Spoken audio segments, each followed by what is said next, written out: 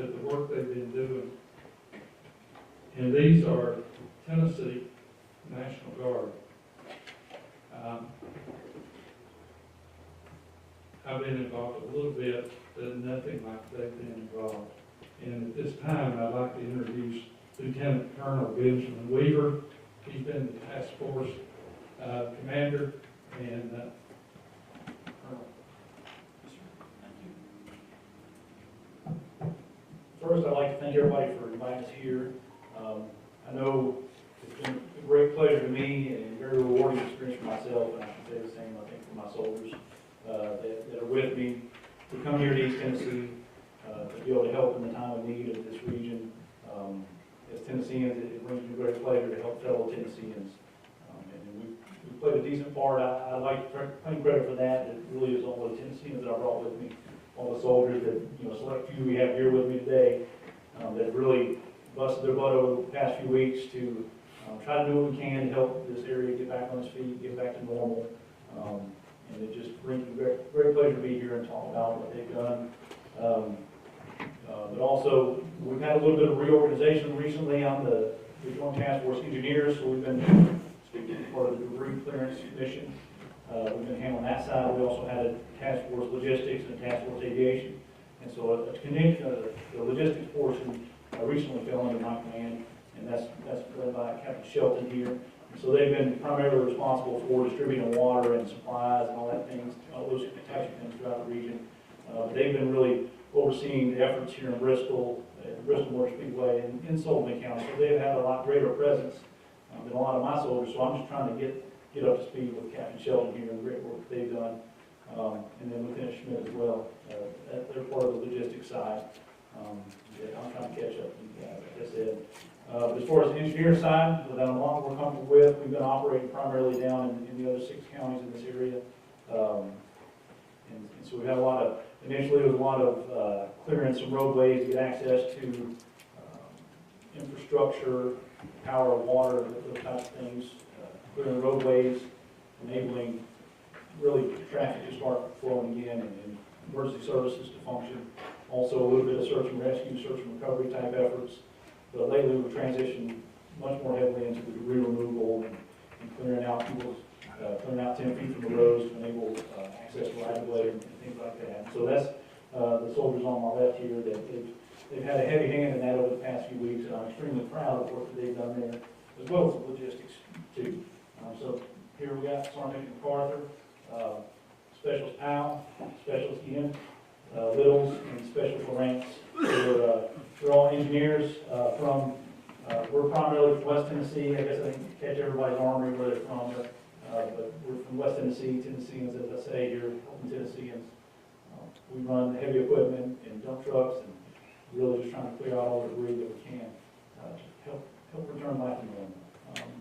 I just want to thank the citizens here of Sullivan County for the support that you guys have given us, and all the other counties, Greene, Cox County, Carter, Washington, Unicoi, and so on. It's been extremely welcoming and warming to us, the hospitality that I've seen, but also the strength and resilience has been a pretty good example for me and soldiers. So I want to thank all of you and all the citizens here, and I'm just happy to be here and helping how I can.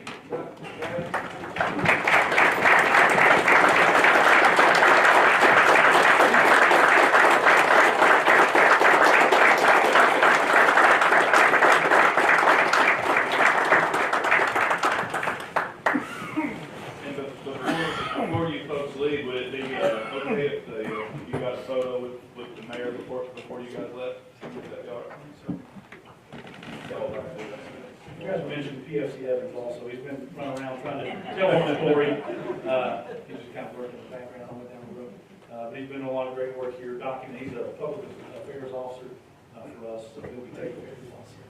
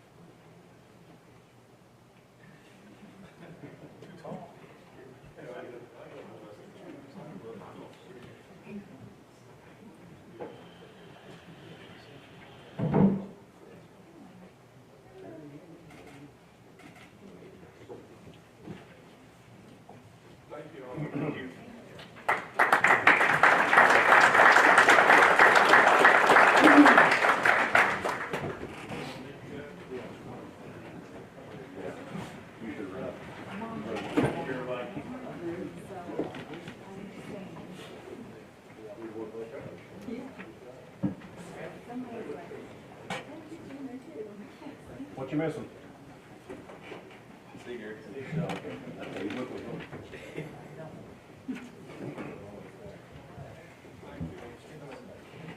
Next order is a proclamation in honor of October being Archives Month in Sullivan County. And at this time, I'd like to invite Matthew Johnson, Archives and Tourism, to the front, and Mayor Venable. Presentation of proclamation. Thank you, Mr. Chairman. Thank you. Get this open and hold it, and hold the microphone.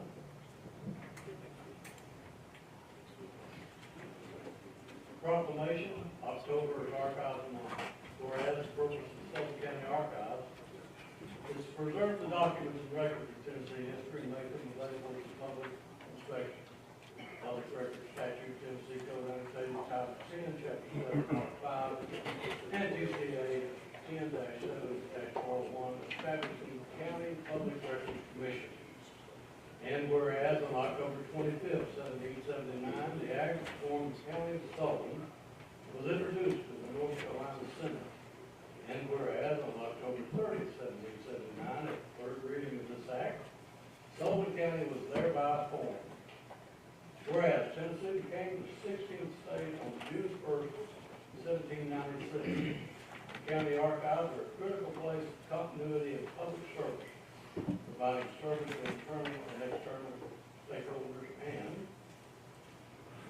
whereas federal, state, local governments, religion and medical institutions, colleges and universities, libraries, historical societies, museums, business, and families throughout the state of Tennessee have established archives to preserve our written history.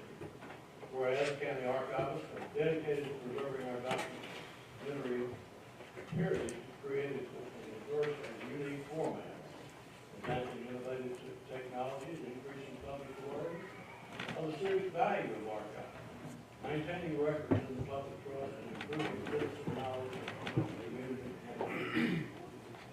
Whereas, so these archives generations of Tennessee is alike, and more accurately study the past, learn from the accomplishments of their predecessors, trace their ancestry, understand their community's pride and place, confirm property rights, and maintain laws while celebrating the history of our state.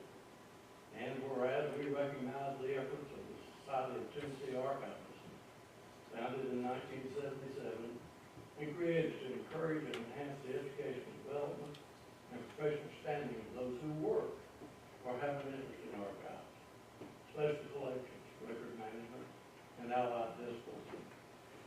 Whereas Matthew J. Johnson served the public as Sullivan County's archivist and earned his archivist certification in the spring of 2024 after 3 years of training at the Tennessee Archives Institute through the Secretary of State, Trey Hargett's office. And whereas the theme of this year's Tennessee Archivist Month is inspired by the state of Tennessee's 3 grand divisions, West, Middle, and East, the 2024 annual meeting is working across divisions, dismantling barriers, and sustaining partnerships. And whereas today is Matthew Johnson's birthday. That is his proclamation. Now therefore I proclaim October as Archives Month. Matthew, we're extremely proud of you and really appreciate the effort you made to obtain this certification. And I think that ensures the Sullivan County history will be preserved for future generations. Thank you. Thank you.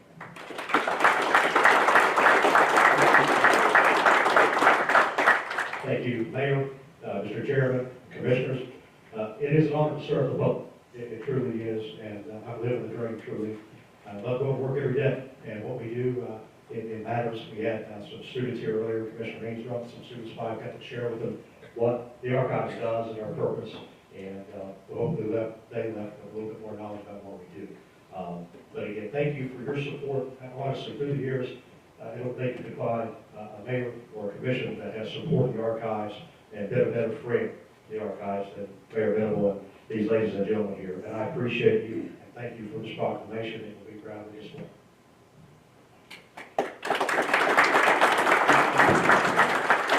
Mr. Johnson, if I could trouble you one more time. Sure. I have something I'd like to give you. Now, this isn't a birthday card, but it's a report card. And this is a little piece of Sullivan County history. These are, I was going through some books that I was going to donate, and I was going through them to see what was in there. And there is a report card from 1951, and a report card from 1954. And I think they would be better suited as part of your display in archives and tourism. So I'd like to give these to you so you can protect them. Thank you, sir. We will catalog those, have those with public review. They're from 1951, 1954, so I'm not sure which one of y'all these belong to.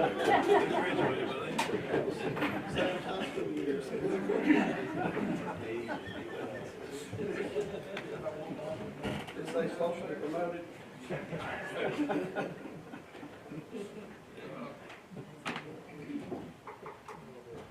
Recognize Commissioner King.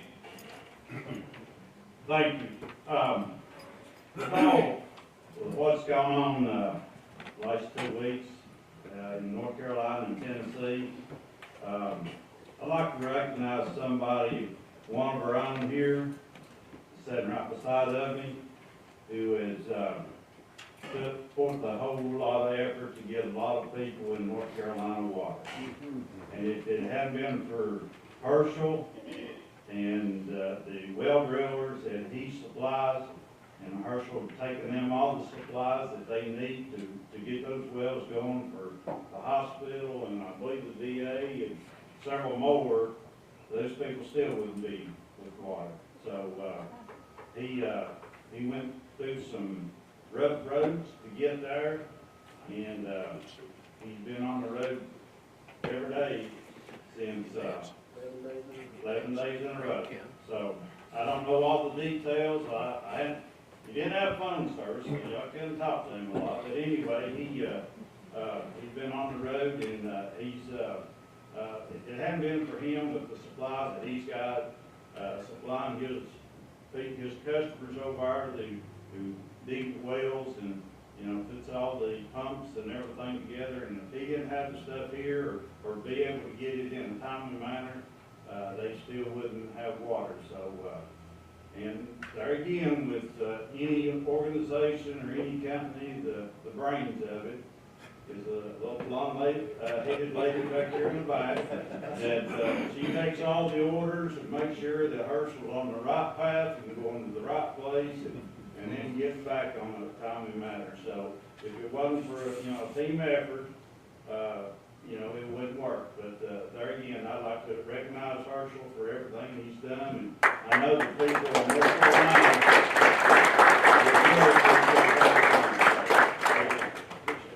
Well, Herschel, would you like to say a few words, sir? Those folks that were sitting on the front row when we came in, you would not believe the work that some of those folks have done over there for these people. What you see on TV, I think Commissioner Akers was over yesterday or the day before, and what you see on TV is not justice for what really is happening to some of these folks. I mean, they've lost everything. And some of them has already got power back. Mission Hospital was out of water. We've got the well drillers drilled wells. We got water back for them for heating, cooling, and keeping the medicine cool. And then the VA hospital, we drilling another well there, be about 8 of them. There's still over 100,000 people without any water inside the city. So you guys keep them in your thoughts and prayers. They need it. They've lost everything. And they're good people. They're hardworking people. One of our businesses in Boone, North Carolina, been in business 62 years. They lost everything they had in 60 minutes. 8 trucks, 17, 18 employees with families, and she's meeting with some folks this weekend to see if we're gonna be able to open back up the they lost everybody. So keep all those folks in your thoughts and prayers, and thank y'all for all your support. Means a lot. Thank you.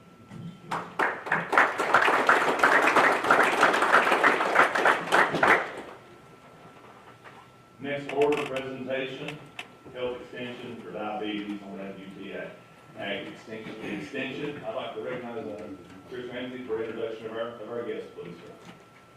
Mr. Ramsey. Chairman, Commissioners, appreciate the opportunity to come and share a little bit tonight. Our office is so diverse, so far-reaching and impactful in the community. It's always a pleasure to bring one of our staff and share one of our programs, and that's definitely true of Laura Cross behind me. Laura came to our office in May 15th this year, and really to the credit of our Family and Consumer Sciences agent, Lydia Hoskins. Lydia was involved in helping the grant and bringing that money to the county. And one special thing about this 5-year grant is it's the only county in the state of Tennessee that has this program. We are the pilot county for the rest of the state. And after 5 years, then it will be assessed whether it will be spread to other counties in the state. It is a collaboration with Clemson University, so get a lot of resources and communicate back and forth a lot with them. I hope I haven't taken too much of your information there, but anyway, Laura Cross, she's going to talk a little bit about the program she's been doing. I will say, in about 6 months, she has hit the ground running, done a far-reaching amount of programs and working with people that have diabetes in the county, and making a great impact. I think you'll enjoy what she's got to say. Okay, so my name is Laura Cross. I'm the program assistant that teaches this program. So it's just a very short presentation just to let you know what this program is all about and what our participants get and benefit from within the county. So just a few statistics here. So in Sullivan County, the prevalence of diabetes sits around 11%, and statewide it's about 14%. We rank about 47th in health disparities in the state. It's likely these statistics are underreported, and of course in rural areas they tend to be much higher. And of course there's type 1 and type 2, which our program addresses both types, but type 2 represents 90 to 95% of all the cases of diabetes. Okay, and so just like Chris was saying, that we received a grant to implement this program. It's 100% free, just like many of the programs at Extension are to the public. So actually, I should say they actually get a little bit of money for participating in this program because we do surveys with them, but I'll tell you a little bit more about that in a moment. Like he said, it's a collaboration with Clemson, who developed this program, and we are the only county out of the 95 counties that has such a program. And the reason it's so unique is because it not only does it provide educational classes, but it's also a support group for those participants, because we don't really have any support groups in this area for folks with diabetes. And it is a condition that really could use a lot of support. And we have a medical partnership with the Sullivan County Regional Health Department, and Dr. May has been just great in working with us. He's a wonderful asset to this program. So just some eligibility requirements. They have to be 18 or older, and they have to be either working or living in Sullivan County and have a diagnosis. We have a prevention program for folks that are pre-diabetic, but this is really addressing those folks with type 1 and type 2 to avoid those, to help them avoid those complications. So my position is basically a facilitator or teaching. I come from a teaching background, so that's what I'm doing in this program is teaching classes. And they learn from me and from Dr. May, of course. about the disease and how to prevent that. They also get weekly health coaching, which comes from me and or Lydia Hoskins. She also is teaching some of these classes. And like Chris said, this is of no cost to Sullivan County. It's been fully funded through the grant, which is, of course, thanks to Lydia's hard work. I have been recruiting and enrolling participants. We're shooting for 75 this year. We currently have about 50 in the program already, which is fantastic. And as the word gets out, I'm sure we will recruit even more than that. So the program is about 4 months long. So it's a commitment for folks. They're screened, just like I told you, for eligibility. They meet 1 hour every other week, and then we have online or in-person classes and support groups for those folks. And we do follow-ups with them.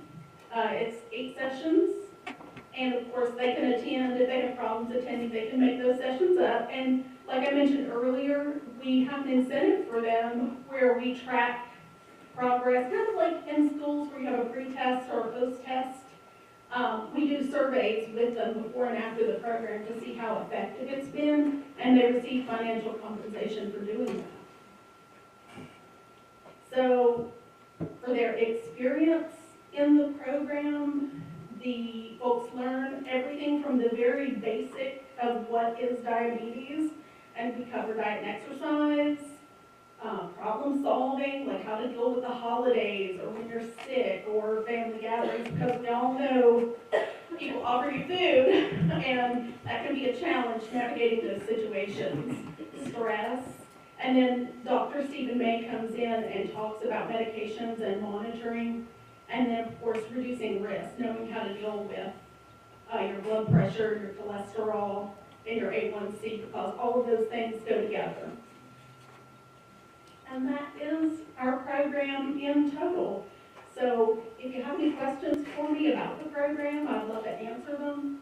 If not, I hope you enjoyed the presentation. Yes, sir. Mr. Jones. Oh, sorry.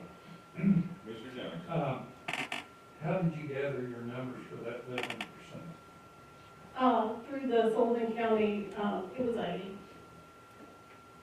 Sullivan County Health Outcomes paper that I looked at. I don't remember the name of it. I'm just curious because we have about 14,000 veterans, and a lot of us are diabetic and get treatment. Well, likely those, like I said, those numbers are probably underreported. Yeah. Anyone else have any questions, comments?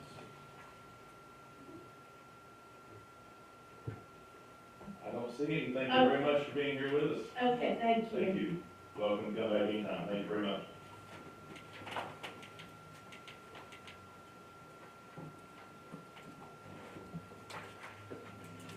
We got a stack of papers I'm going to do here, folks.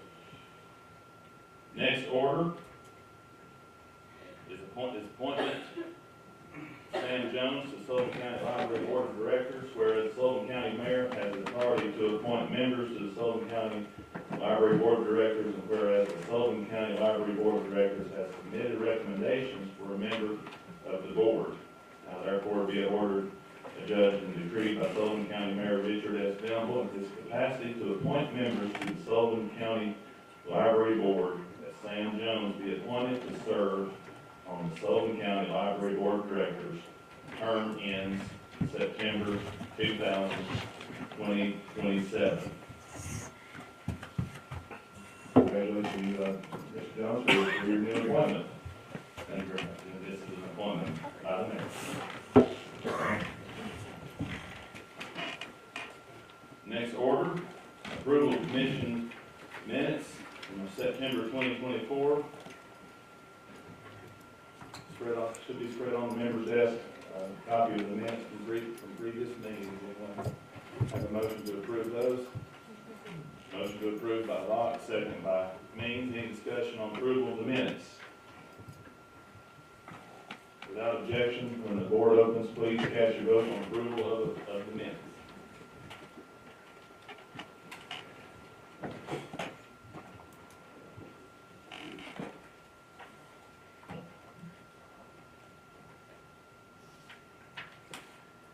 Has every member voted? Any member wish to change their vote? Madam Clerk. 23 yes, 1 absent. Having received the necessary majority of the votes cast, minutes are approved. Next order is approval of notary public. Madam Clerk, do you have a list of notaries? Yes, sir. Madam Clerk. Jordan Danielle Arnold, Elizabeth A. Baggett Briggs, Daniel Robert Daniels, Alyssa Rose Lacko, Justin Bowen, Janet Sue Bowers, Gavin R. Carter, Christy Elizabeth Cross, Leslie Danhart, Meredith H. Dimborka, Savannah Danielle Kaufman Doran, D. Cameron Eaton, Judy W. Elrod, Kayla W. Irwin, Michelle L. Fleener, Marshall Carter Fleming, Sonia Denise Forrester, Christopher Gannon, Pamela T. Gaskill, Gerald William Green, David L. Harris, Kevin Henry, Jamie Renee Higgins, Sharon E. Kegley, Philip A. Ketron, Aaron Messner, Philip Bradley Morrell, Carrie Mullins, Heather R. Pugh, Randy Searcy, Wendy Simpson, Amanda Smile, Emily Ann Smith, Paul William Smith Jr., Beth Snap, Roberta J. Summerwell, Diane O. Stavis, Elaine Taylor, Cynthia Rochelle Welsh, Samantha Catherine Yearly. You've heard the list of notaries. Any questions or discussion on the list of notaries? Recognize Commissioner Cross. I have to abstain for calls on this one, my last on the list. Thank you, Commissioner Cross. Commissioner Cross has to abstain for cause. That takes the necessary, since he's ineligible to vote, that takes the necessary majority down by 1. So this only requires 12 votes for passage. Anyone else seeking any recognition for discussion on the notaries as presented? Motion to approve. Motion to approve the notaries by Commissioner Cole, second by Commissioner Lott. Any further discussion? When the board opens, please cast your vote on the notaries.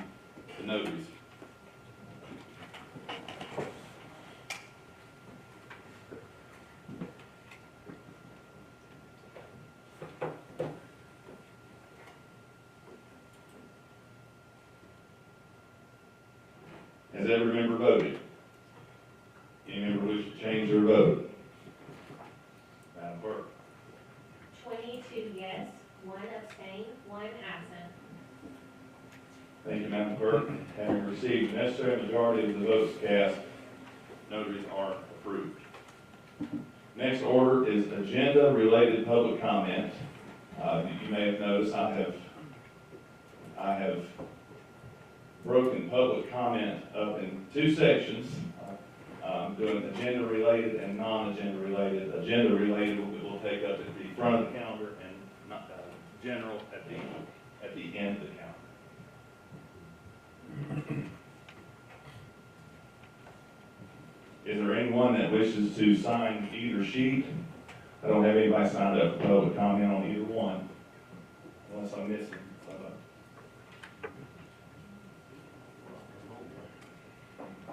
Well, I will leave the general public comment open and available in case anyone changes their mind.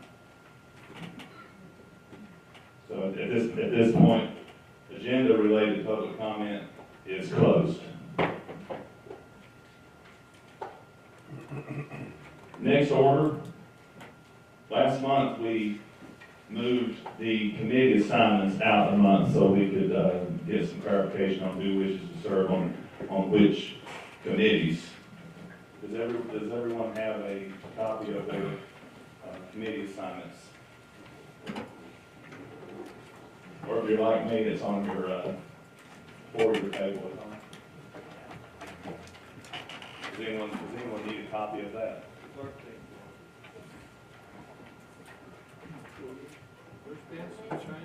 Yes. Is there an updated copy of that available? before we, while we're waiting on that, is, more recognize Commissioner Locke. Make a motion, go ahead and separate finance committee off so we can nominate and vote on that, and then we'll vote on the whole committees after we do nominations and appointments on the finance committee. While we're waiting. That's a proper motion by Commissioner Locke. Is there a second? Second. Commissioner Vanover, Commissioner Jones. What we'll do is we'll take up the item of the finance committee, and that's going to be three seats appointed by the commission, and there's going to be one seat appointed by county mayor. And Mr. Osborne, I think Mr. Osborne over here to the side. I want to ask him for some birthday about the sheet.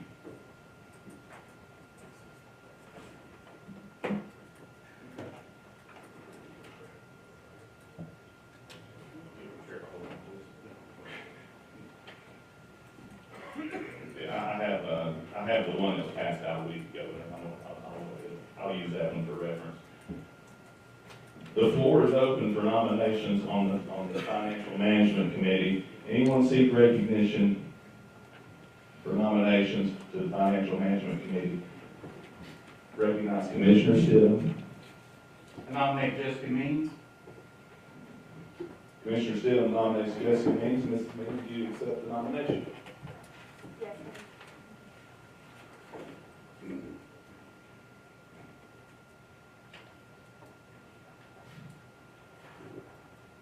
Commissioner Vanover. Well, tonight can be Herschel Glover night. I served with Herschel for 2 years on the Financial Management Committee. He does a fantastic job, and I'd like to nominate Herschel Glover. Commissioner Glover, do you accept the nomination, sir? Yes, I do. Commissioner Glover accepts the nomination. Commissioner Horn. Thank you, Mr. Chairman. I'd like to nominate Travis Moore. Commissioner Horn nominates Commissioner Ward. Commissioner Ward, do you accept the nomination? Yes, I do. Commissioner Ward accepts the nomination. Commissioner Glover. I'd like to nominate Commissioner Larry Crawford. Commissioner Glover nominates Commissioner Crawford. Commissioner Crawford, do you accept the nomination, sir? Yes. Commissioner Crawford accepts the nomination. Anyone else seeking recognition for nomination? Oh, I'm sorry, Sam, was you seeking recognition? I didn't press it, it was pressed already. Go ahead, sir, I'm sorry. I'd like to nominate George Crosswhite. Commissioner Jones nominates Commissioner Crosswhite. Commissioner Crosswhite, do you accept the nomination? John, thank you, Sam, but I am privileged to be on the budget, and I think we need to have different commissioners on the finance committee. Commissioner Crosswhite declines the nomination. So Commissioner Locke. I think it's appropriate if the mayor's gonna appoint somebody for the board, since we've got so many names out here of nominations. Are one of those names that you're gonna appoint, the ones nominated, if they are, we I don't. haven't decided, we'll decide that after you elect your. Okay. Madam Clerk, if you have a list of names that was nominated, could you read those off first one time, please? I have Commissioner Means, Commissioner Glover, Commissioner Ward, and Commissioner Crawford. And this is to fill, we've got 4 names to fill 3 seats. The best way to do this, and I have clarification from our friend, Mr. Charlie Curtis, once, and nominations haven't closed yet, just letting you know the order that we're going to be going by. We'll do first round, first 1 to 13, and then as someone reaches 13, the low vote getter will come off. If no one reaches 13, the lowest vote getter will come off. Does everyone deem that as fair? And then until we have a majority. Recognize Commissioner Iverson. Make a motion, we cease nominations. Commissioner Iverson moves the nomination cease. Proper motion, second by Commissioner Sullivan. Any discussion on the motion? All those in favor of nomination C, signify by saying aye. Aye. Those opposed? Nomination ceased. And at this point in time, I'll ask the clerk to call the roll, and you'll say one name. And we'll see. This is just like any other appointment. Will you repeat them? Yes, we will. You have the choice of Commissioner Means, Commissioner Glover, Commissioner Ward, Commissioner Crawford.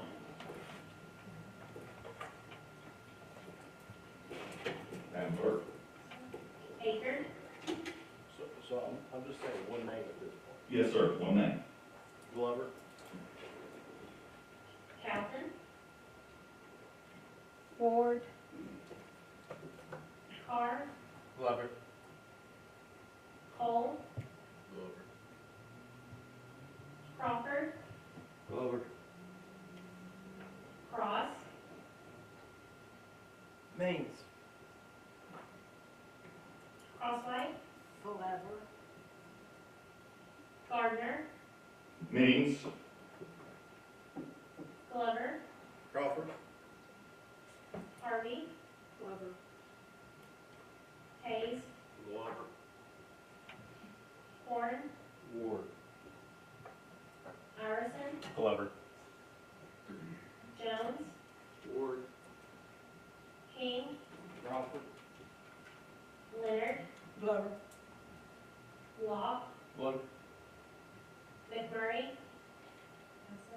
Means, Glover, Pierce, Glover. Slagle, Glover. Stidham, Glover. Vanover, Glover. Ward.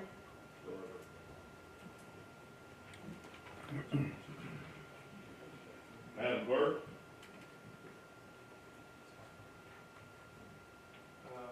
But you have to ask if anybody wants to change it. Does anybody wish to change their vote? I'll change mine to Glover.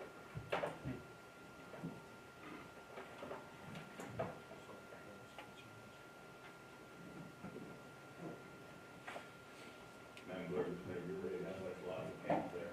I lost count, I did away with that. Glover, 17, Ward 1, Means 2. Larry Crawford got two. Ward. Hold on.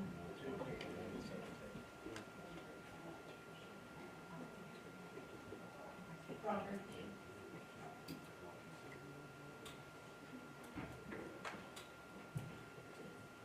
Sure, carry that one on. Okay. Glover, 17, Ward 1, Means 2, Crawford, 2. Ward 2.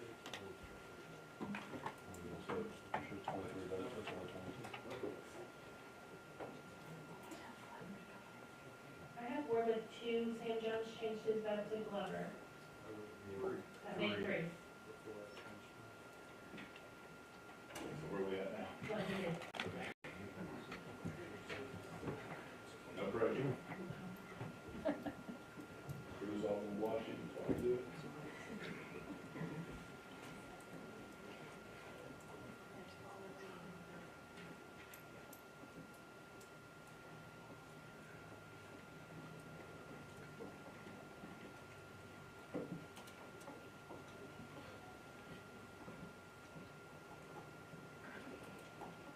Glover, 17, Ward 2, Means 2, Crawford, 2. After receiving necessary majority of the votes, Commissioner Glover, you are on the Financial Management Committee. The other three, we have 3 candidates left seeking 2 positions. There was no bottom vote getter, so we will call the roll among those 3 again until there's a majority. I understand that? Without objection, Madam Clerk. Baker, Means. Calvin, Ward, Carr, Means.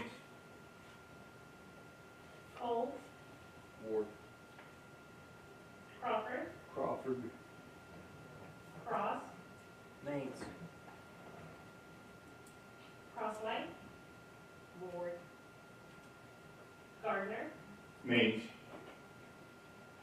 Glover, Crawford. Harvey, Means. Hayes, Ward. Horn, Ward. Iverson, Crawford.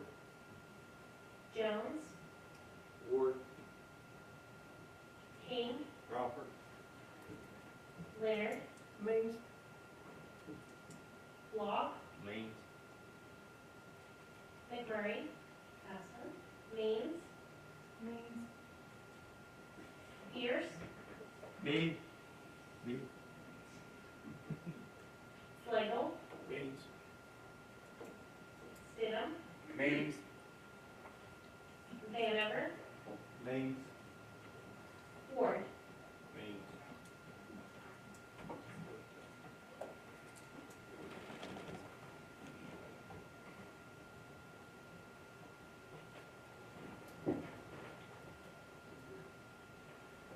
Does every member get to vote? Does any member wish to change their vote?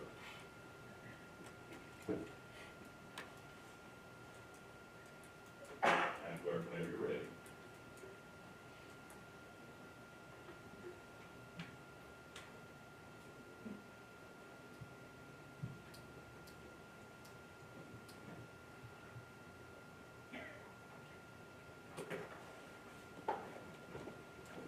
Means 13, Crawford 4, Ward 6.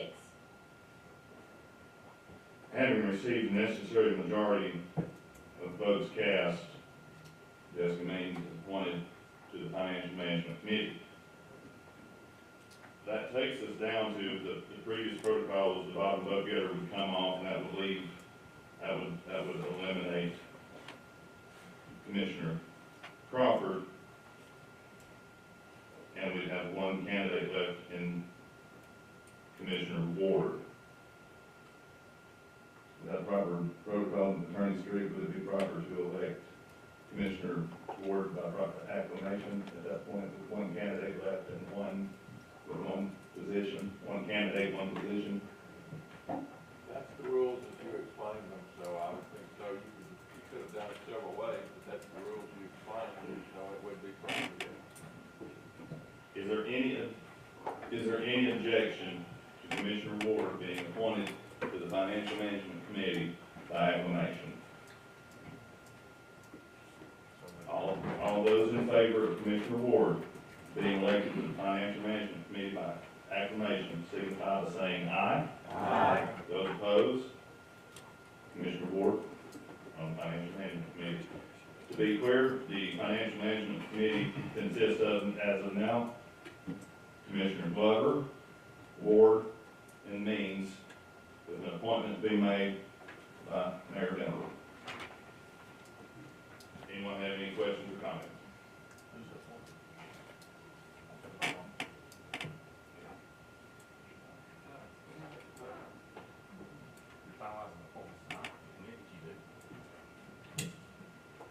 Mayor Denver, do you wish to address the commission regarding your appointment?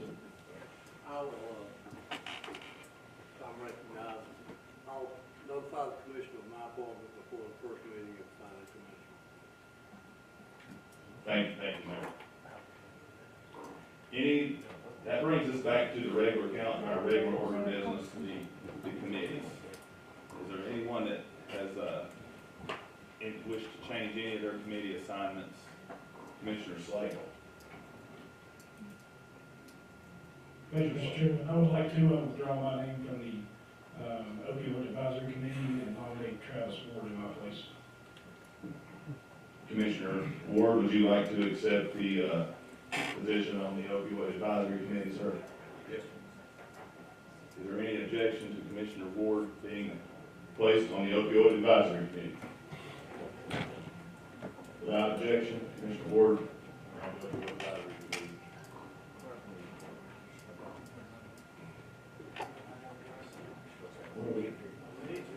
This is the old committees, which we don't have a new one. Well, what do you vote on if you don't have a new one? There was one passed out last week. That was last month. Yeah, last month, correct. Yeah, there was one passed out last month.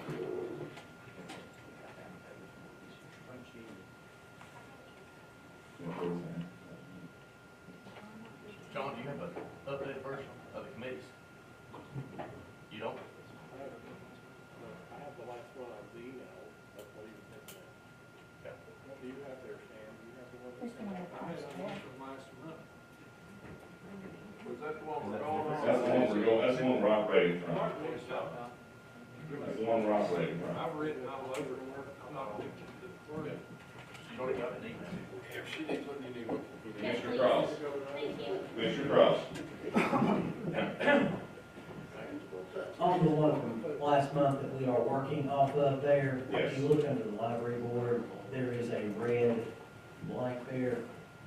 The appointment of Sam Jones to that board has filled that position. It is blank on that paper. I was in that position. Sam is now in that position, so that did clear up that blank on there.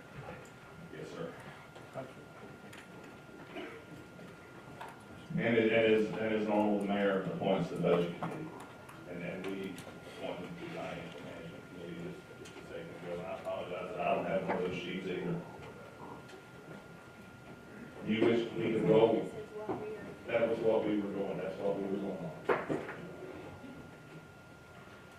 What about the motion, talk about the opioid committee, what was the? The result was to swap Commissioner Slagle and Commissioner Ward on the opioid advisory board. Any objection to that? There was none. We already approved that.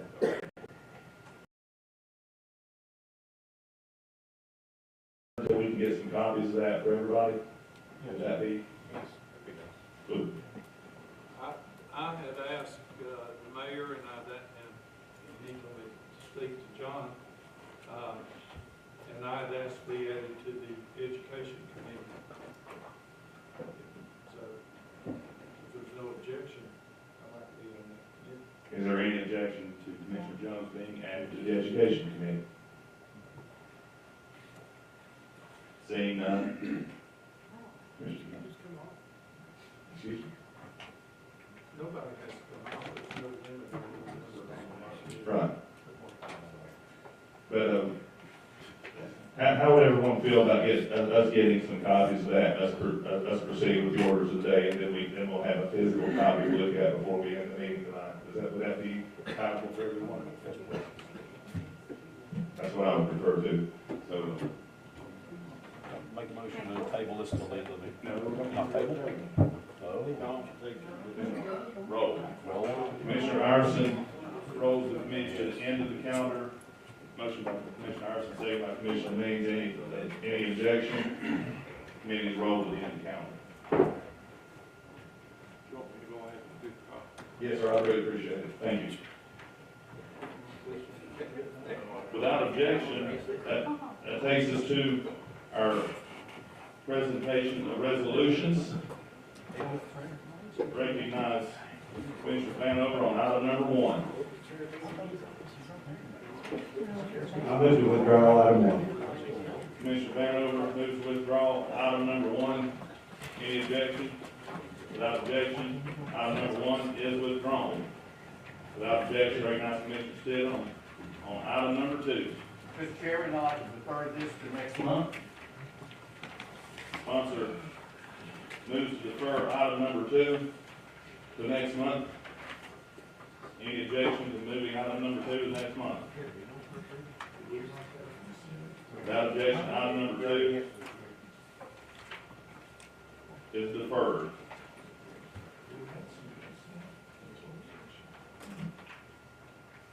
Is there a consent calendar in y'all's package? Okay, let's get to that. 5, 6, 7, 5 through 8. I jumped ahead there. Spread on your desk is a copy of the consent calendar, post-consent calendar. Is there any objection to items 5, 6, 7, and 8 being on the consent calendar?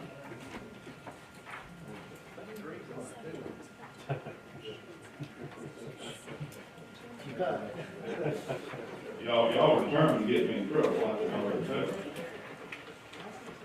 Without objection, when the board opens, please cast your vote on the consent calendar, items 5, 6, 7, and 8. We can do a roll call vote.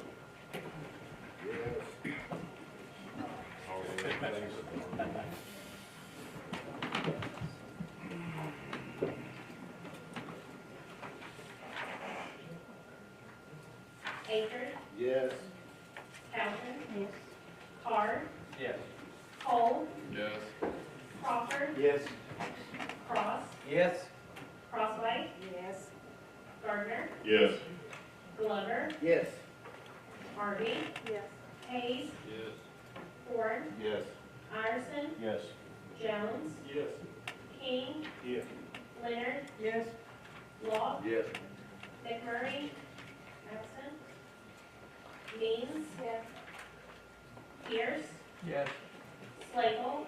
Yes. Stidham. Yes. Vanover. Yes. Ward. Yes, Any member wish to change their vote? Madam Clerk? 23 yes, 1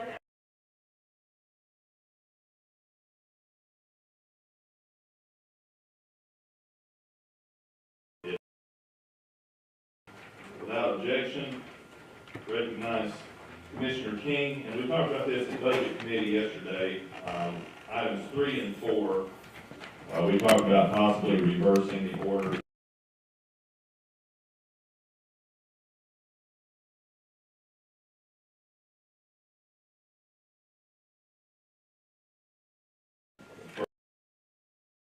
Have any objection to presenting item number 4 first, because that's the language of the bond. Right. Yeah. Without objection, recognize Commissioner King on item number 4.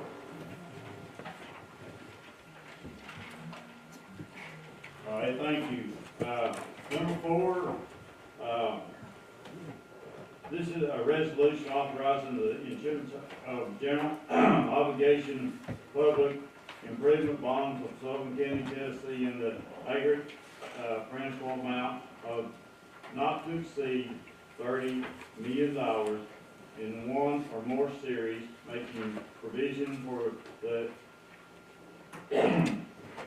insurance sale and payment of said bonds, establishing the terms therefore and the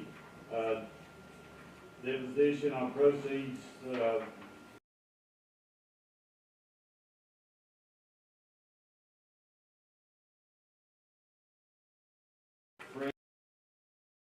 premium, excuse me, if any interest of the bonds.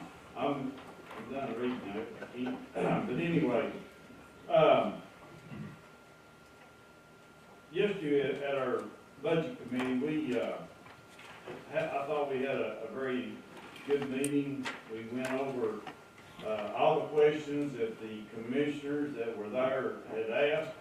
And, with that said, the ones that wasn't there, I think we need to do the same thing with, the commissioners that are here to give them the exact information of, what is being proposed and, the amounts and, everything that, goes with that. And with that, I'm gonna ask Mr. Larry Bailey if he'll do maybe the same presentation as what we did yesterday to give everybody the same, information that we got yesterday.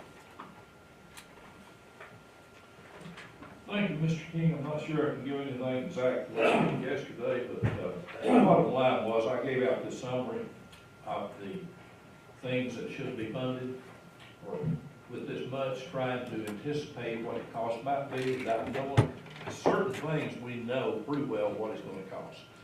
Certain other things we do not know. We just know there's a need. And trying to put the jail construction program behind us and move forward into new facilities and be proud that it's completed. And as I think the purchasing agent concurred yesterday, I don't think we've ever started a project of any size close to this that we didn't run out of money before we got through. And so the finishing out of the existing jail project, basically the jail that's going, the purchase orders that are issued for it and so forth, looks like it will take, and we've known all the time we were going to have at least $3 million we'd have to have. Looks like it should take $3.5 million, should finish out what's under contract and so forth up there right now. Excuse me, the additional sales to finish out the 246 cell expansion. That cost appears to be, and we've got a pretty well exact cost on that from J.A. Street, from the MBI, the architect, from Codell, the oversight people, the insurance company will be providing the insurance on it. That is approximately $17,718,199. I still have problems with the decimals on these. We get used to all these big numbers. The $17,718,000 to add those 246 sales. There's certain improvements that need to be made to the existing facilities that are very clear to us. The old jail is still going to be in operation.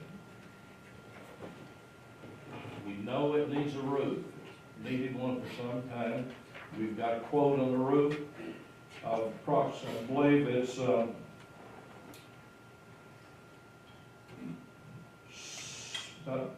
$1 million, I believe, yes, is a roof. The HVAC system, it's in bad shape. It's been there for years.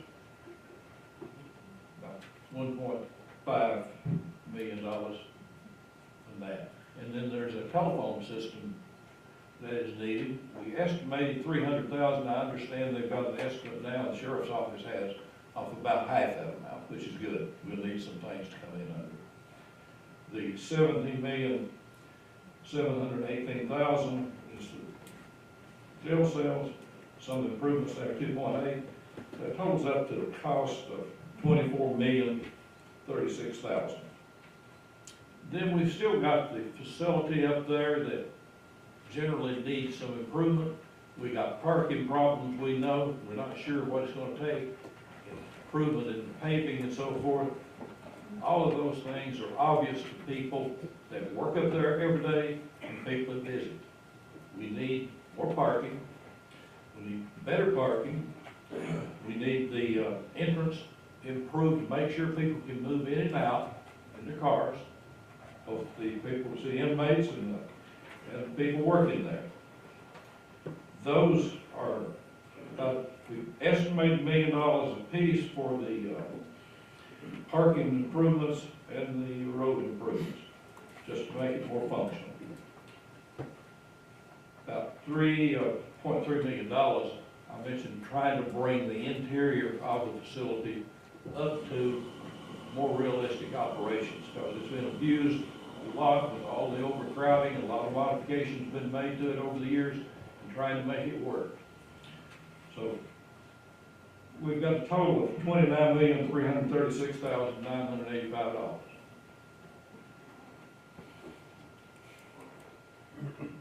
Any question? That is to keep the old jail, or to bring it back into better operating condition after all the wear and tear we've had with all the inmates and been housing for the last many years. It's always been overcrowded ever since we've had it. And to get people in and out and parking and to the facilities. That's the $30 million. That's where we're coming up with the $30 million. And those are rounded off figures. We know some will run over. We know some will come in a little under. We hope that several come in under, because we can find additional improvements that need to be made in that facility up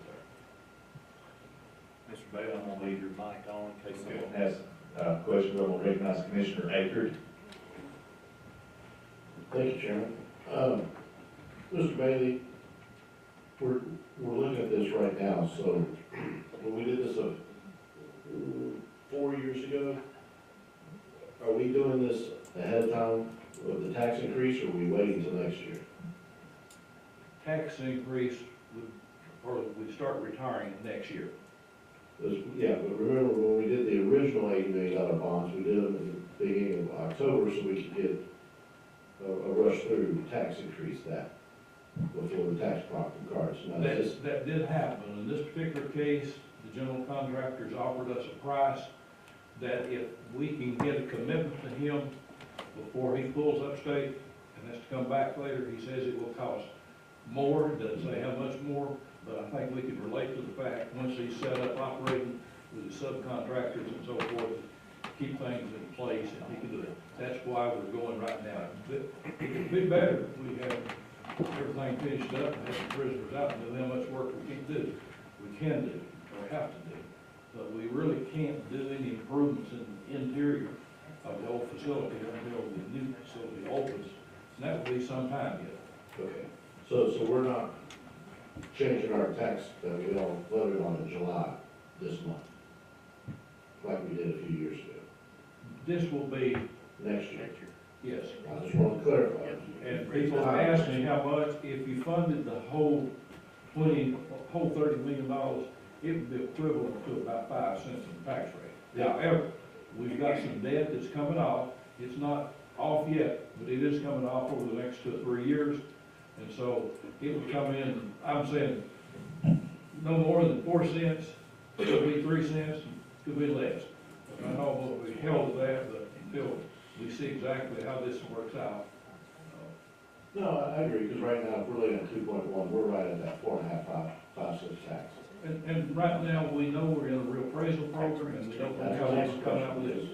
The last 2 or 3 years, we've lost with that 66% connection, about $4 to $5 million a year. Yes, sir. Okay. We hope to get that back. Okay, so, but I want to be very clear, because I voted against it, the last one, when we ran it through in October, trying to get ahead of the property tax increase after we already voted. I want to make sure we're not doing that now, correct? Not to my knowledge.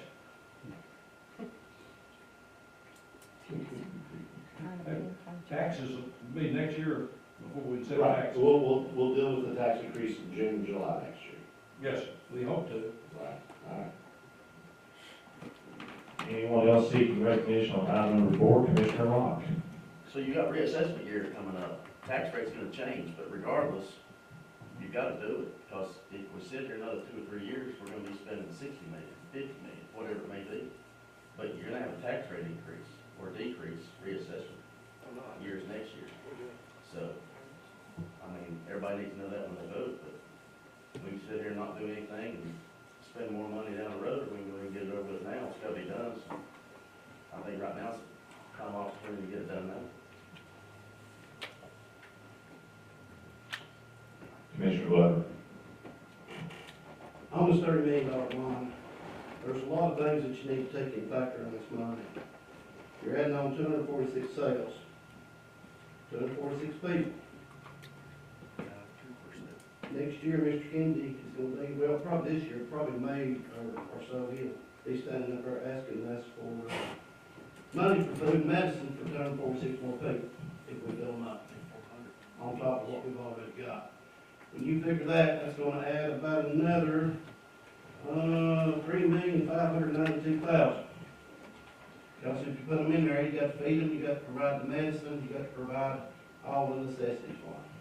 So that's $3,592,000. We've not addressed the other employees that's gonna have to be hired to take care of the new facility. Yesterday, it was addressed that the 24 would be moving down to the annex to help with the 246 sales, if that's what I understood.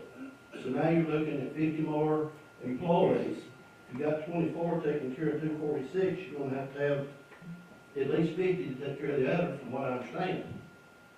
That'll cost a $60,000 piece. So that money there is gonna have to come from somewhere. So you're looking at 60,000 times 50, there's another $3 million. So now we're up to $6,592,000. Like I said, we're not gonna have any money left if you do the road, and you do the parking lot, and you do all that you planned here. So where are we gonna come up with $6,592,000? That's a question that's not been answered. Now, we're putting a lot of money in a hole that we won't be able to reach in there and get back out. And where I'm going with this is, we keep adding beds on, we keep adding inmates on.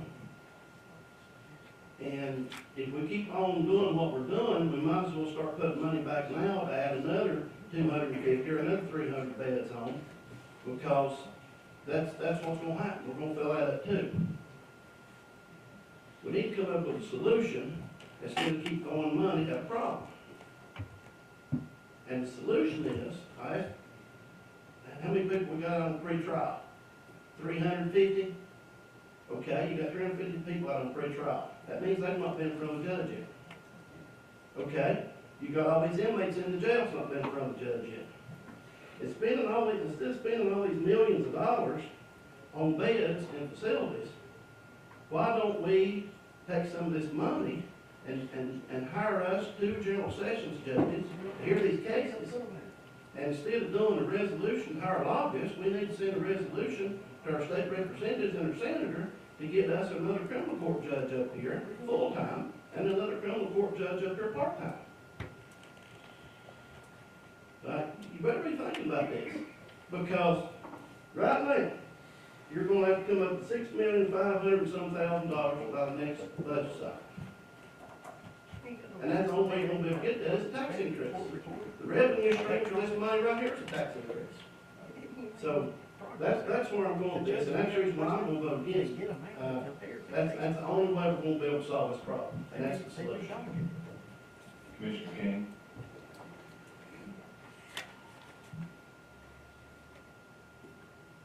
We've been, and I agree with Commissioner Glover, 100%, but we've been through this, before several different times, and we haven't got any solution so far. Well, somebody comes up with, the solution to, redo our judicial system to where we're getting people through there and getting them out. I don't know, you can't solve this unless your judges and the whole court system is on board with it. And till we get to that point, this is the only reason, or the only solution I see that we can do, because we're still going to arrest people and bring them in and put them in jail, and then it's up to the court system to get them out on a timely manner. I don't know the answer to it, because we've talked about this, and we've tried to do different things, and nothing has happened. The only thing that's happened is Travis and his, what he's been doing, it's working. But, you know, we've got 300 out. And as our society in Sullivan County, that's the problem. And I don't know how you're going to change that. For the simple reason is if our society don't change, then we're going to keep on arresting people. Because when they break the law, according to, that's what we're supposed to do, is go arrest them. If they're breaking the law, then bring them to jail, then you've got to house them, you've got to feed them, and you've got to do medical on them. And that's something that we have to do. We don't have a option in that. So, if you don't have the facilities to keep them, and there again, what we've got over there, it's not working now, and you know, you got to look at the safety of our deputies, and you got to look at the safety of the inmates that's over there, because it's not working there. And the more we do, the more lawsuits, and you're going to spend money one way or the other. So, is this a perfect way to solve these problems? No. But there again, I haven't heard or seen, other than what Commissioner Glover's done, I haven't heard anybody come up with a solution that will work and we can change it.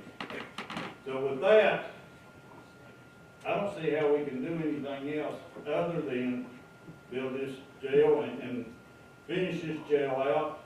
And I don't see leaving a black hole sitting over there doing nothing when we can go ahead and finish it and get more beds to order the deputies, and they can do a better job of what they're doing. And plus, we're not going through all these lawsuits that we've been going through of what's happening inside the jail. So, with that, has anybody got any other questions? Yes, sir, there's a couple folks seeking recognition. I'll begin with Commissioner Jones, okay? Commissioner Glover, I think I heard your everything you're saying correctly, and I agree with a lot of it. I think we do need more judges up here to deal with our inmate population. But in the discussion yesterday, with this new section being built, we would be closing what we call the annex now. And those prisoners would be moving down to where we are. We would be bringing 24, 25 already trained staff that we're already funding. Yes, it'll take some more, but we don't know exactly yet how many more, what we would do. I'm going to ask the sheriff and Lee Cardwell to come up and explain what they said last night about those, what their hiring process is and what their intentions are. They're not intending to tear down the annex building, but they're intending to empty it and get them in an environment that we can have more safety for our employees and better control of the inmates. And you shared what you did last night. What specific question do you have? Now, Herschel, I don't know where you got some of your numbers at, but the existing jail right now has around 950 inmates. We have been at that since probably for the past year. We trend up every other year about 20 inmates, but we've been over capacity since 2007. We've been under a plan of action with the state since 2014. If we hadn't been taking these actions to build right now, we would be already decertified, and we would probably have a federal monitor in right now, which you all would be paying for. I don't see any other way. If we'd have took these actions back in 2014, we'd have been paying about $30 million. So every year we have delayed, we have cost the county taxpayers a tremendous amount of money. And that's what's unfortunate about this. If we would have finished those 224 beds 4 years ago, it would have been probably about $2 million cheaper. Now, if we let this construction site demobilize and have to come back, it'll be another $2 or $3 more million in the future.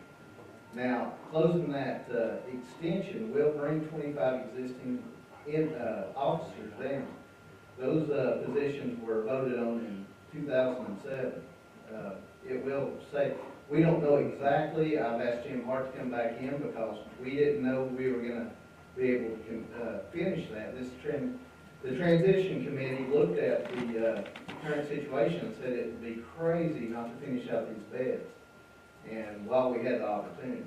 So if we don't do this and come back later, it's really going to be very unfortunate for the county taxpayer. But to answer your question, Commissioner Jones, you're exactly right. There's 24 trained officers that's already been through the TCI basic jail school. They've been vetted through the requirements, psychological, physical, background checks, all that. We don't have to do any of that with these individuals. They come straight up to the jail. But as you all know, if you've been through the walkthrough of the new jail, it's going to be a whole new training phase. You know, it's a pod style versus the dormitory style that we were faced with now. So, you know, those 24 staff that we do have, plus we're duplicating services. We've got 2 laundries, 2 kitchens, all that stuff we don't have to worry about. Lee, Chief Barstow broke down what we pay for electric, water, all that other stuff. But we're duplicating services, having an extension. So we close that down. We save that money.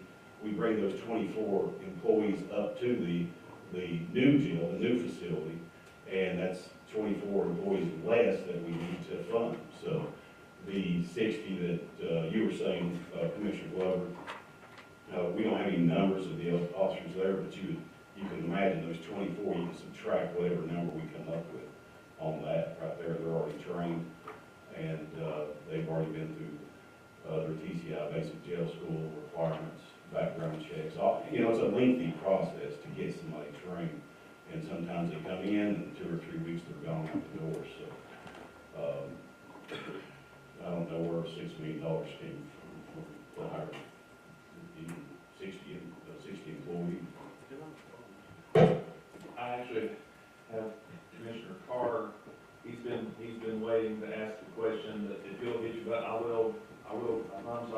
get back to you. Commissioner Carter. Thank you, Mr. Chairman. I didn't have any questions for the sheriff at all, though it's always good to see him. I just had general comments. Stick around, I'm sure others will. Yeah. I just want to say I agree with everything that Commissioner Locke said and that Commissioner Glover said. I especially think we need to get people through the legal system quicker. It's astounding the number of people that are sitting up there that haven't been to trial yet. And furthermore, I just want to say, you know, I'm not really happy about voting for this, but I don't see any other way. And we need to get a long-term financial plan in Sullivan County, because I think it's ridiculous that we're having to do a bond to finish what the previous bond didn't get covered. It should have all been on one bond, and we need a long-term financial plan in place so that we're not doing that. We can't be doing that anymore. Thank you, Mr. Chairman. Thank you, sir. Commissioner Jones, did you, were you finish up? Yeah. Commissioner Ward, then Commissioner Iverson. Thank you. I don't have any questions for the sheriff and for the chief. I think years ago, the first time this bond came up in the jail, I think that commission kicked the can from 8-9 years, so it went from 30 million to 100 million. I hope that's not what we're about to do here. As far as pretrial is concerned, can't do no more. Done all we can do. I mean, we're scraping the barrel right now. But there comes a point, some of these people you don't want out of jail, okay? And that's where we're at with that. As far as state legislators, love those guys, they got a tough job, but there's some things going on down there right now. I'm just gonna throw about 2 of them at you, okay? The domestic violence law that they just created, requiring people that have committed domestic violence to wear an ankle monitor. What's gonna happen there is that rich people are gonna get out of jail, the poor people are gonna stay in jail. Population's going up probably about, since that's been created, probably 25 to 30 more inmates. That's just one. Secondly, the new law that requires felons A, B, C, and D, after they make bond, to be supervised by pretrial with possible electronics. Can you fathom how many numbers that is? A, B, C, we're talking about murderers, rapists, all the heavy hitters that we have over there. So they've created some issues down there that's gonna cost Sullivan County some money, quite a bit of money. So this, doing what we're doing, is gonna help solve that problem. As far as the numbers at Herschel, I'm not sure that his battery was actually functioning on that calculator. That wasn't some of the numbers that we got yesterday, and it's very informative meeting. And I know some of you have come through the jail. Don't come through for a photo op. Don't come through before lunch. I beg you to come over at about 11 p.m. Put your BDUs on and strap it on with those correctional officers and walk an 8-hour shift. If you can survive an 8-hour shift without urinating on yourself or messing your pants or crying and going home, I'll agree with you. You have no idea what those guys do over on a daily basis. I'm talking about fighting every night. The toughest of the toughest. Okay? Don't come through at 10 o'clock when they're all sleeping. Come over at 10:30 at night, strap some BDU on, and walk with those guys and see what they're experiencing every night. Every night. Okay? Let's don't kick the can on this thing. This has to happen. Here's an opportunity for Sullivan County to fix some problems ahead of schedule. And not wait until it's too late and spending 3 times the money. So I'm asking you to support this. No, it's none of us want to spend money. That's just part of it. It's how we're, okay? Some of these people you don't want to let out. Thank you, Mr. President. Commissioner Glover. yesterday during that meeting, did you not say a trained officer with uniforms, radio, and all that to go into the jail would be $60,000 a piece? We've got those numbers, Herschel, that we've been giving out, but we never said that. I think there was some confusion on some things that were Well, I written. mean, that's what, If you wanna, I've got all those numbers for you. We do have the breakdown. I'd be more than glad to give it to you right now. but is it 60,000? It's, the initial cost, this Motorola radio right here is around $6,000. That's a one-time purchase, so the initial startup is a little more than that. But it's about an annual reoccurring, I think, 63, 64. But if we do have to hire 50 employees to put in there, you're looking between $50,000 and $60,000 a piece to get them ready to go, correct? Yeah, but there's nothing we can do about that. I know that, but that's where I got my numbers. You're saying my numbers are not correct, that's where I got it. Yeah. If you take $50,000, $60,000 a piece, and you I don't know where you're coming up with 246 new inmates, is what I'm saying. well, you're gonna put in 246 beds. Yes, but we're moving down 340 inmates from the extension down. That's 100 overpopulated right now. We are it's a very violent facility right now. We're not over here for naught. It's, So you got 950 in there now, and yes. you got 350 out on Creek Drive. Yes.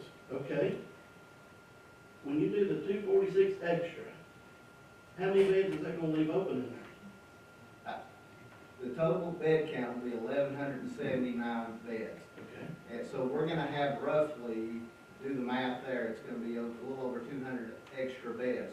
When we moved in 2007, we were at a deficit of 30. So I think we're setting pretty good for probably the next 5 to 6 years. And the good thing about leaving the current extension open is if we do come down this road again to where we're overpopulated down there, we would have that as an overflow, so we wouldn't be looking at building for the next 10 years. The annual, usually every 2 years, we go up about 20 to 25. I got numbers going all the way back to 2007, and that's what we've been going over. So if you fill the extra 200 beds up that you say you're gonna have, at $40 a day, that's about what it costs. I still don't understand, we're still at 950. I don't understand where Yeah, you're but when if you arrest people and bring them in, and you fill the 200 beds up, well, you have to I provide hope there wouldn't be a medicine. crime spree that would lead to 246 more average daily population this year. We got a serious problem if that happens. Let each other finish your questions and statements for no other reason, at least the clerk. Commissioner Iverson. Call the question. Do you wish to cut off the debate because we still have one other person wishing to make a comment? No. Are you removing, if you're gonna remove, I'll wait for that question. Okay, I'll call the question. Okay, so when someone calls for the question, we have to actually vote on whether or not to take a vote. So did you actually withdraw that and then we move, just no simply move passage? You withdraw that motion? Commissioner King, do you move passage of item number 4? Yes.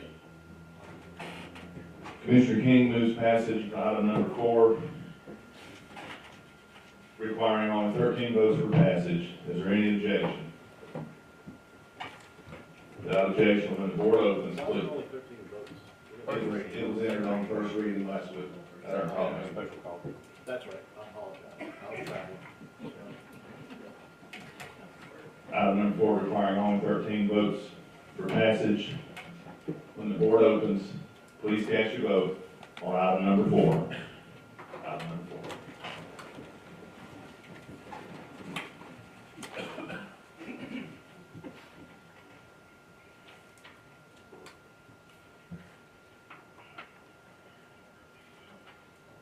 Has every member voted?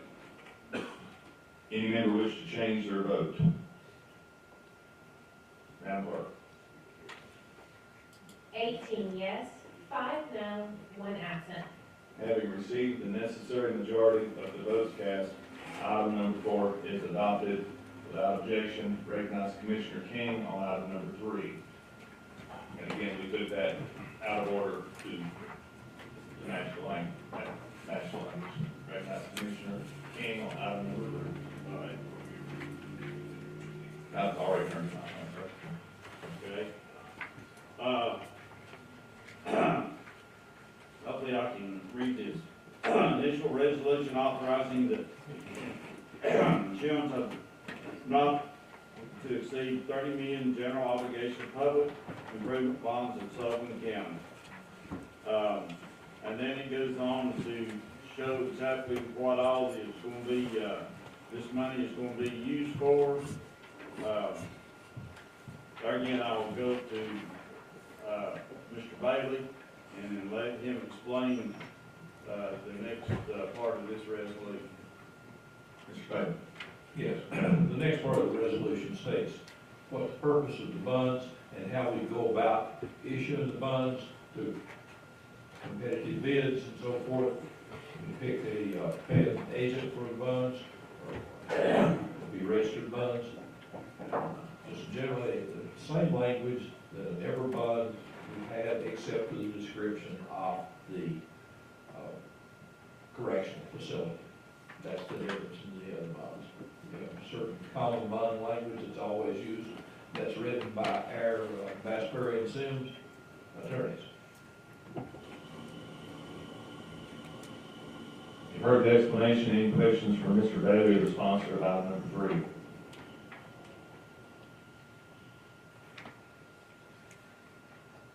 Is there any questions for the sponsor? Mr. Bailey. Seeing none, if there's no objection, please cast your vote on item number 3 when the board opens.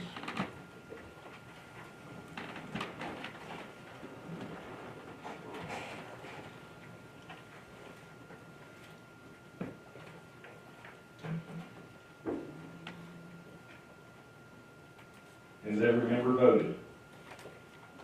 Any member wish to change their vote? Madam Clerk. 18 yes, 5 no, 1 absent. Having received the necessary majority of the votes cast, item number 3 is adopted. Items 5, 6, 7, and 8 on the consent calendar. That takes us under new business. Item number 9, recognize Commissioner Iverson.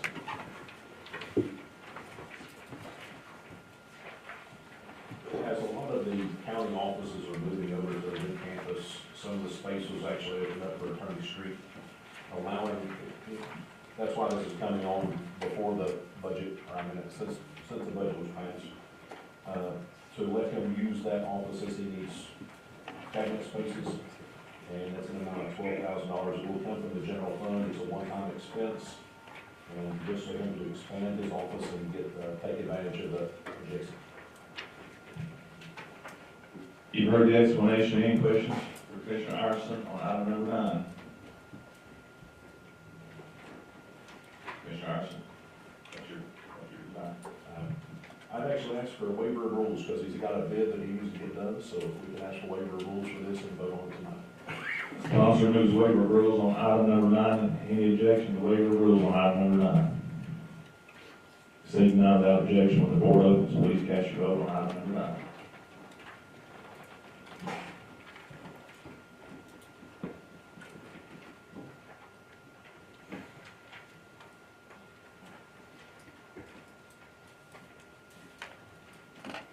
Has every member voted?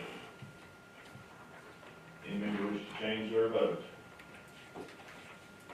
Madam Clerk. 23 yes, 1 absent. Having received the necessary majority of the votes cast, item number 9 is adopted. At this time, you may have noticed last week, I had the privilege of Chairman Pro Tem Commissioner Hanover sit here and he observed over my shoulder, and we're going to see how much of it he remembers. I'm going to go to my desk and I'm going to present items number. I told him there would be no test, but I lied to you, sir. So Be fine. sir. Pick a hard one, Paul.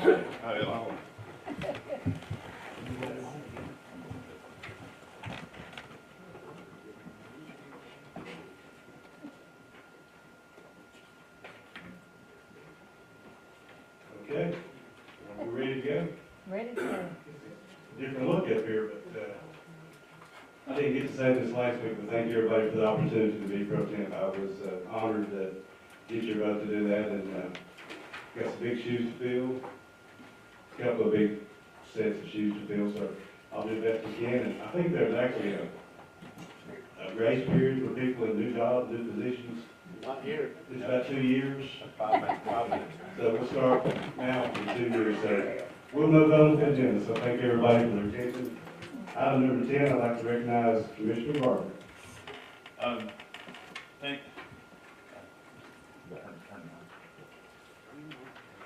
Thank you, Mr. Chairman.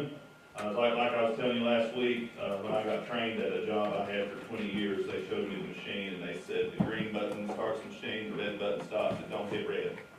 And so that was all the training I got. Mr. Chairman, would it be okay if I lumped, since they all accomplish the same purpose, these are delinquent tax sales that came out of delinquent tax committee yesterday, items 10, 11, and 13, and Commissioner Jones, would you be opposed to me putting lumping yours in there as well? 10, 11, 12, and 13. These are all delinquent tax sales.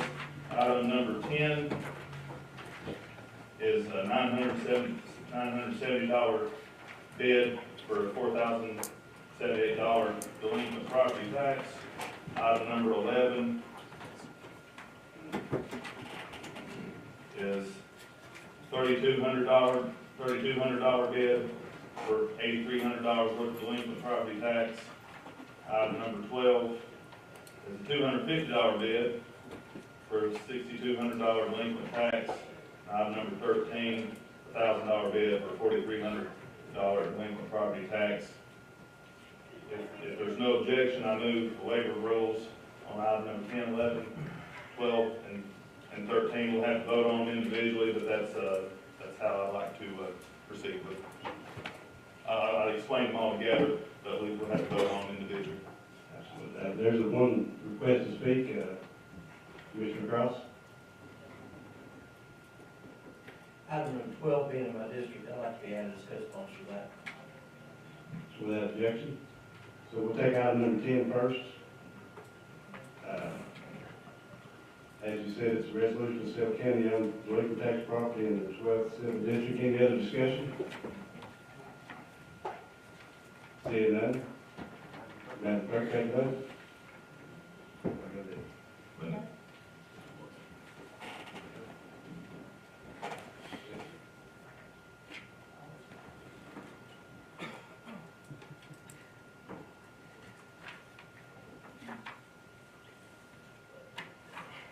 Madam Clerk? 23 yes, 1 absent. I forgot to ask anyone who want to change their vote. Anyone change their vote? Too late now. All right, item 10 is adopted. We'll move on to item 11. Item 11, sponsored by Commissioner Gardner, co-sponsored by Commissioner Pierce, to resolution to sell county-owned delinquent tax property in the 14th Civil District. Any discussion? Seeing none, we're ready to vote. Madam Clerk?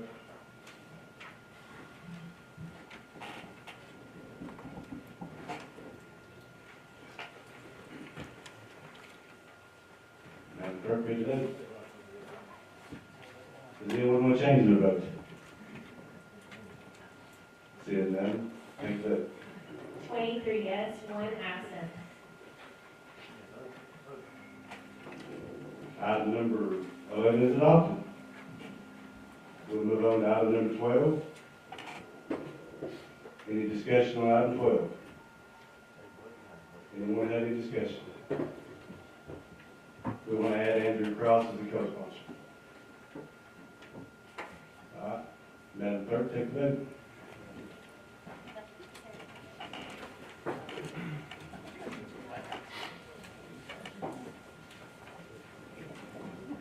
Madam Clerk, read the vote. Does anyone want to change their vote? I'll get that sooner or later. Take the vote, please. 23 yes, 1 absent. Item number 12 passes. Number 12 passes. got item number 13. Item number 13 is sponsored by Commissioner Gardner, co-sponsored by Commissioner Iverson. You recognize Commissioner Gardner. That was one of the delinquent taxes. Any discussion? No discussion on item 13? Madam Clerk, take the vote.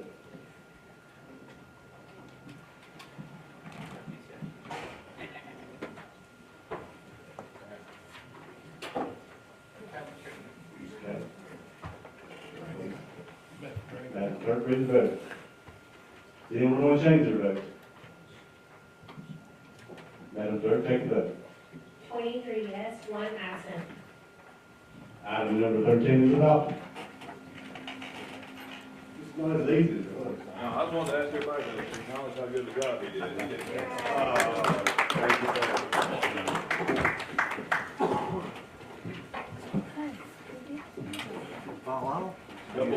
Couple folks on that line, it's been a good idea, you showed me up.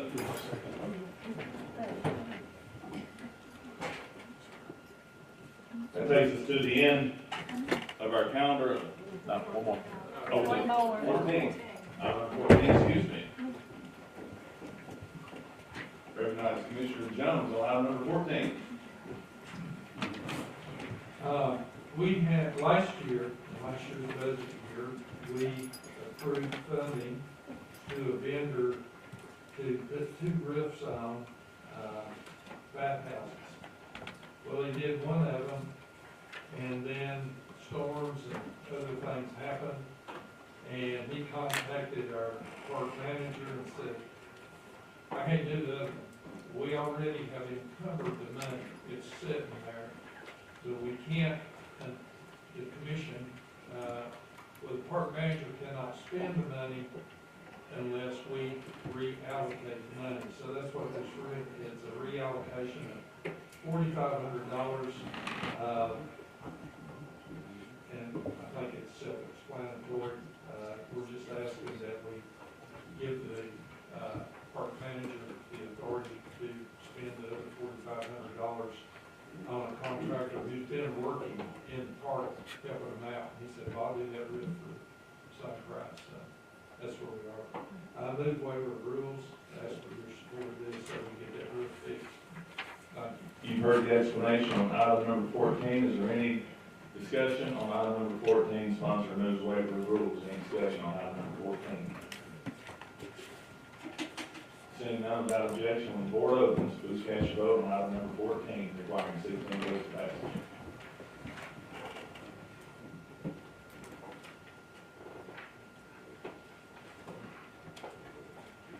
Has every member voted? Any member wish to change your vote? Madam Clerk. 23 yes, 1 absent. Having received the necessary majority of votes cast, item number 14 is adopted. That takes us to the end of the calendar, and as promised, I have a sign-up sheet for general public comment, but non-agenda, I don't get that, non-agenda related, I'm gonna get that. Is there anyone here that wishes to sign up for public comment on the non-agenda related item?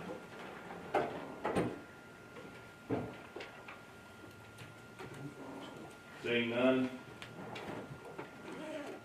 No, I'm talking about the public for public comment. That's what I've asked about. Seeing no one from the public comment portion is closed, and we're going to get to the committee assignments. After this, I'll recognize Commissioner Haynes and Commissioner Glover. They've had their buttons pushed. Commissioner Haynes. All right, thank you, Mr. Chairman. Well, happy Sullivan County Day. Actually, today is Sullivan County Day, so you should be so proud of yourself for living in Sullivan County. I wanted to tell, I don't think she's already left, Amber Torbett, for teaching. We did a field trip today, and so the goal is to start highlighting the county seat and for locals to get involved in running the local government and to see what we do here and what each department does. So we went to Amber Corbett's and she explained what she does in the planning codes. And Matthew Johnson, I think he's left too, but I wanted to thank him and Angela for showing us the jail and also just the wealth of information that he gave us. And I wanted to thank our great highway commissioner, Scott Murray. The kids were so impressed, of course, with all of that over there. And for his team for allowing us to hear about all that they do and for giving us a tour. I wanted to thank the Times News for coming out and I wish we could have gotten to all of the departments, but we just did not have enough time. And so I am really thankful for all the departments that help run this town. And I wanted to thank Mayor Venable for coming here and explaining what the mayor does and what the commission does. And they were just so excited to get up here and to see the gavel. And so this was just the start of it. And hopefully next year it'll be even better. And I hope that we can invite more in the community and build on it every year. So that was all I needed to say. Thank you. Mr. Glover. Thank you, Mr. Chairman. I want to thank a couple of people for helping this week. With the storms and all the things that was moved into the area, the U.S. Forest Service took it upon themselves to shut down Cherokee National Forest. And they shut it down last week. Well, in the meantime, we had folks here from Ohio, Kentucky, South Carolina, North Carolina, Georgia, and they were all hunters. Paid money to hunt here. Was camping out, 421, camping around the area to hunt. So they went in to South Austin Mountain to bear hunt, and they were escorted out and were asked to leave. They had already paid their money, they already paid their fees, everything to hunt. And I think what a lot of people need to understand, a lot of these folks use that meat and that type of things to do it to win. But anyway, on Sunday, I had a couple of friends that was up there hunting, and they were escorted out, told them the mountain was closed, and they were not being able to stay, and told them if they got back, it would be close to a $5,000 fine. So, got in touch with Mr. Haggerty's office, and the young man, I'm sure y'all know him, Nick Castle. Nick made some phone calls to Mr. Haggerty, and also Marshall Blackburn. I want to thank both of them. I want to thank Nick. It seems funny that the mountain was open back up Wednesday morning. So it's welcome to hunters again. Those folks come here spend a lot of money, about a lot of groceries, things to done while they were here. And I want to invite all of them to come back. They need to come back and visit with us and enjoy it. And that's what we want. But I want to thank Mr. Haggerty's office and Ms. Blackburn's office for stepping up and taking care of the people in Sullivan County and around the area. So the only two places that's still closed is, I think, Naked Mountain and Watauga area, because it's so rough. But thanks to those folks. Appreciate you. Mr. Jones.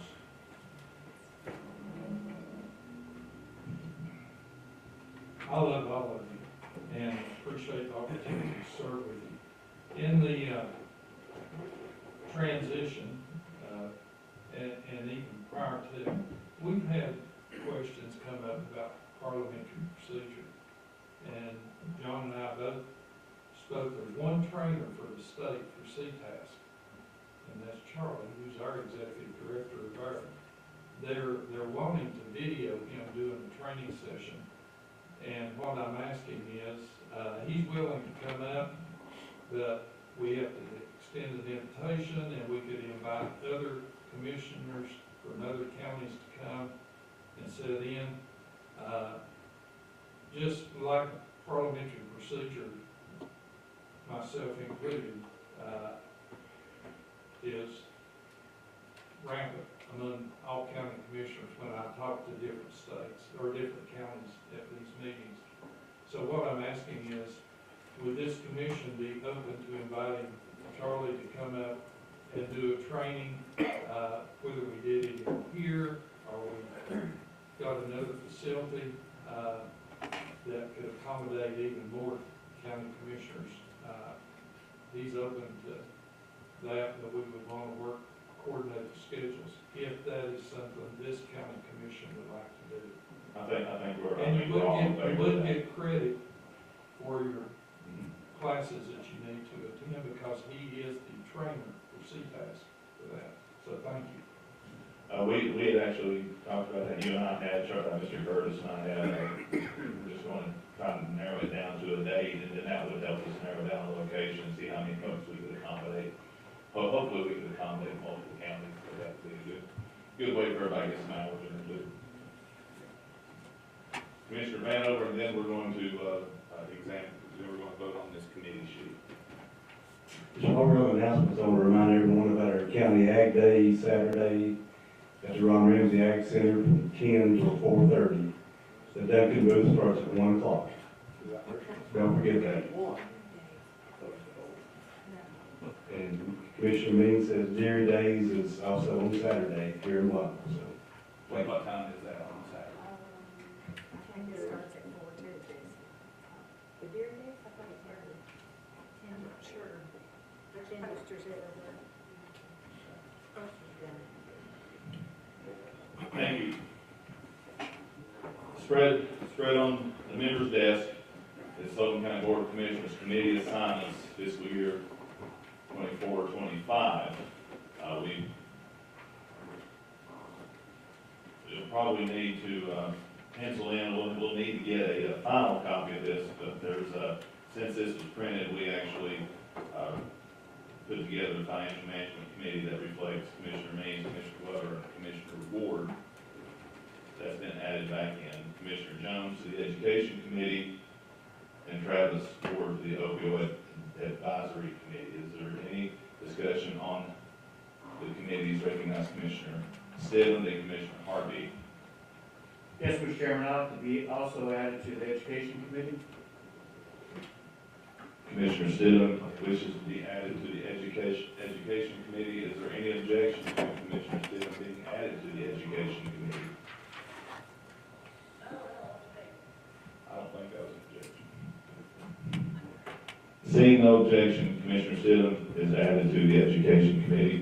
Recognize Commissioner Harvey. Thank you. I believe I'm supposed to be on the Corrections Transition Committee. To my understanding, you are. That was, at the time, to my understanding, you were supposed to be on there. Even though that's not reflected on the sheet, there's, without objection, Commissioner Harvey is placed on the Correction Transition Committee. Commissioner Means. May I be added to the Building Committee?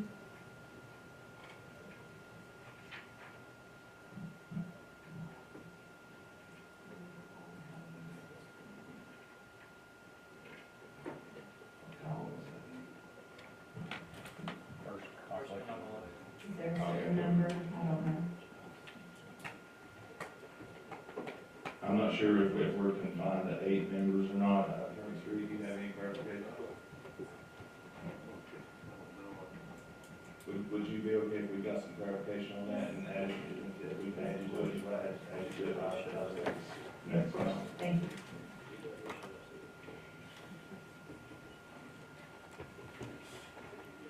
Without objection, is there anyone that makes a motion to approve the committee assignments as printed? I will. Commissioner Cowden moves approval, second by Commissioner Means and Stidham. Any discussion on the committee assignments? Can we put that on the board, just a roll call? Okay. We're voting on the committee assignment, approval. Yes, is you approve. Akers? No. Calvin? Yes. Carr? Yes. Cole? Yes. Crawford? Yes. Frost? Yes. Crosswhite? Yes. Gardner? Yes. Glover? Yes. Harvey? Yes. Hayes? Yes. Horn? Yes. Iverson? Yes. Jones? Yes. King? Yes. Leonard? Yes. Law? Yes. McMurray? Absent. Means? Yes. Pierce? Yes. Slagle? Yes. Stidham? Yes. Vanover? Yes. Ward. Yes, ma'am. Any member wish to change their vote? Madam Clerk?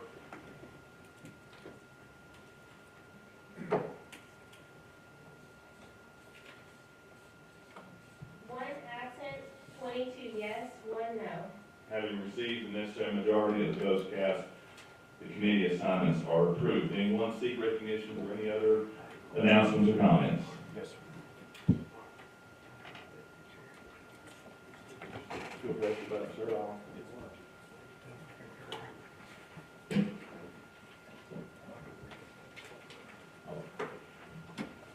I just, it's one of those things you kind of hate to say because you don't want to be that guy, but I guess sometimes I have to be. So, yeah, got a mic's got to use it. So, I would really like for everyone to think a little bit about this list. We've already voted in, that's great, it's fantastic. But a lot of these committees, people are assigned to them just because they're assigned to them. They put everybody on here, and it's first off, it was shuffled, and you're put on a lot of different committees. Some of these committees meet when some people can't be here. It happens in the middle of the day and they can't be here. So I'd really like everyone to review the committees you've been put on, look at them and see if it's something that you can't come to. And there's no shame in it of saying I can't be there, please take me off that list. It makes it challenging sometimes whenever you have a group of people that really haven't had the chance of looking at something and saying, hey, I can't do this one, please take me off. And it makes it where the others that show up and are able to because of their work schedule, we're canceling meetings. People come to the meetings, we're not having forums, we're having to cancel meetings. So all I'm saying is please look at the list. If you can't come, there's no shame in it. Just ask somebody to take you off. You don't have to be on these committees. The three main ones you do, but the rest of this body you don't have to be. So please take a look at these, and if it's something that you can't do, I don't want to keep saying it over, but just ask for a move, make it where it's a little bit easier for the ones that can. Thank you. Thank you, Commissioner Armstrong. Anyone else seek recognition? Any further announcements? I'd like to thank Dan Street for making copies tonight. Anyone else have any other announcements? I'd like to welcome back Commissioner Stout. Absolutely. Commissioner Calhoun, Commissioner Cooper. Welcome back for your name. I'm glad to be back. Thank you. And thank you to all of you that checked on me, text and called, and offered to mow my yard and clean my house. Now I'm gonna take you up on it. Anyone else seek recognition? Motion to adjourn. All those in favor of adjourning? Aye. And adjourned.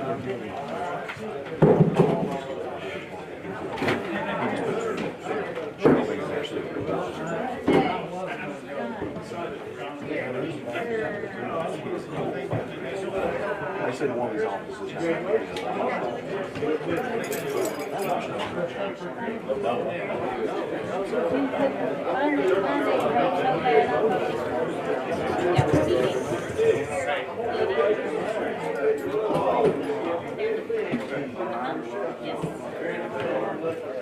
So you connect this one.